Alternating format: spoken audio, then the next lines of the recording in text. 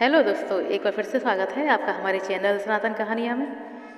फिर से हाजिर हुए हैं आपके लिए एक बहुत ही रोचक कहानी लेकर। कृपया वीडियो में अंत तक बने रहिएगा और वीडियो अच्छा लगे तो लाइक करिएगा, शेयर करिएगा। चलिए वीडियो की तरफ बढ़ते हैं। एक बार बहुत न्यायप्रिय और प्रजावत्सल धार्मिक स्वभाव का राजा था। वह नित्य अपने इष्ट देव की बड़ी श्रद्धा से पूजा पाठ करता और उनको याद करता था। एक दिन इष्ट देव ने प्रसन्न होकर उसे दर्शन दिए और कहा, राजन, मैं तुमसे बहुत प्रसन्न हूँ। बोलो, तुम्हारी कोई इच्छा है तो बताओ। प्रजा को चाहने वाला राजा बोला, भगवान, मेरे पास आपका दिया सब कुछ है। आपकी कृपा से राज्य में सभी प्रकार की सुख शांति है। फिर भी मेरी एक इच्छा है कि जैसे आपने मुझे दर्शन देकर धन्य किया है, वैसे ही मेरी सारी प्रजा को भी दर्शन दीजिए। भगवान बोले, यह तो संभव नहीं है। भगवान ने राजा को बहुत समझाया, लेकिन प्रजा को चाहने वाला राजा भगवान से जिद करने लगा। आखिर भगवान को अपने साधक के सामने झुकना पड़ा। भगवान बोले, ठीक है, कल अपनी सारी प्रजा को उस पहाड़ी के पास लेकर आना। मैं पहाड़ी के ऊपर से दर्शन दे दूंगा। राजा बहुत खुश हो गया और उसने भगवान को धन्यवाद दिया। अगले दिन सारे नगर में ढिंढोरा पिटवा दिया कि कल सभी पहाड़ के नीचे मेरे साथ पहुँचे। वहाँ भगवान आप सभी को दर्शन देंगे। दूसरे दिन राजा अपनी समस्त प्रजा और स्वजनों को लेकर पहाड़ी की ओर चलने लगा। चलते चलते रास्ते में एक स्थान पर तांबे की सिक्कों का पहाड़ दिखाई दिया।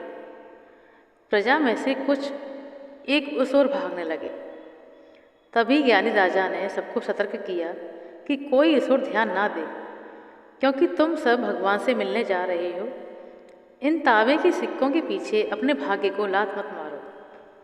परंतु लोभ लालच में वशीभूत कुछ एक प्रजा तांबे के सिक्कों वाली पहाड़ी की ओर भाग गई और सिक्कों की गठरी बनाकर अपने घर की ओर चलने लगी। मन ही मन सोच रहे थे, पहले ये सिक्कों को समेट लिया जाए, भगवान तो फिर कभी मिल जाएंगे। राजा खिन्न मन से आगे बढ़े। कुछ दूर चलने पर चांदी के सिक्कों का चमचमाता पहाड़ दिखाई दिया। इस बार बची हुई प्रजा में से कुछ लोग उस ओर भागने लगे और चांदी के सिक्कों की गठरी बनाकर अपने घर की ओर चलने लगे। उनके मन में विचार आ रहा था, ऐसा मौका बार बार नहीं मिलता। चांदी के इतने सारे सिक्के फिर मिले ना मिले, भगवान तो कभी भी मिल जाएंगे। इसी प्रकार कुछ दूर और चलने पर सोने के सिक्कों का पहाड़ नजर आया। अब तो प्रजाजनों में से बचे हुए सारे लोग और राजा के स्वजन भी उस ओर भागने लगे। वे भी दूसरों की तरह सिक्कों की गठरी लाद कर अपने अपने घरों की ओर चल दिए। अब केवल राजा और रानी शेष बचे। राजा रानी से कहने लगे, देखो कितने लालची हैं ये लोग, भगवान से मिलने का महत्व नहीं जानते। भगवान के सामने सारी दुनिया की दौलत क्या चीज़ है। रानी बोली, सही बात है। रानी ने राजा की बात का समर्थन किया और आगे बढ़ने लगे। कुछ दूर चलने पर राजा और रानी ने देखा कि सप्तरंगी आभा बिखरता हुआ हीरों का पहाड़। अब तो रानी से रहा नहीं गया। हीरों के आकर्षण से वह भी दौड़ पड़ी और हीरों की गठरी बनाकर अपने समेटने लगी। फिर भी उसका मन नहीं भरा तो साड़ी के पल्लू में भी हीरों को बांधने लगी। वजन के कारण रानी के शरीर से वस्त्र अलग हो गए, परंतु हीरों की जो तृष्णा थी वो अभी भी नहीं मिटी। यह देख राजा को अत्यंत ग्लानि और विरक्ति हो गई। बड़े दुखद मन से राजा अकेले ही आगे बढ़ते चले गए। वहाँ देखा तो सचमुच भगवान खड़े हुए उसका इंतजार कर रहे थे।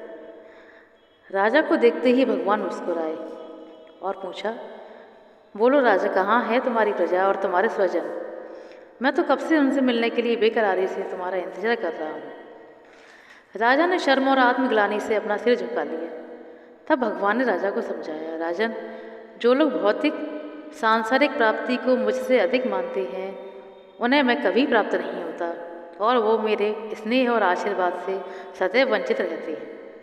और जो आत्माएं अपनी मन और बुद्धि से भगवान पर समर्पित रहते हैं, सर्व संबंधों से प्यार करते हैं, वो भगवान के प्रिय बनते हैं। आशा करते हैं हमारे द्वारा सुनाया गया ये छोटा सा रोचक प्रसंग आपको अच्छा लगा होगा।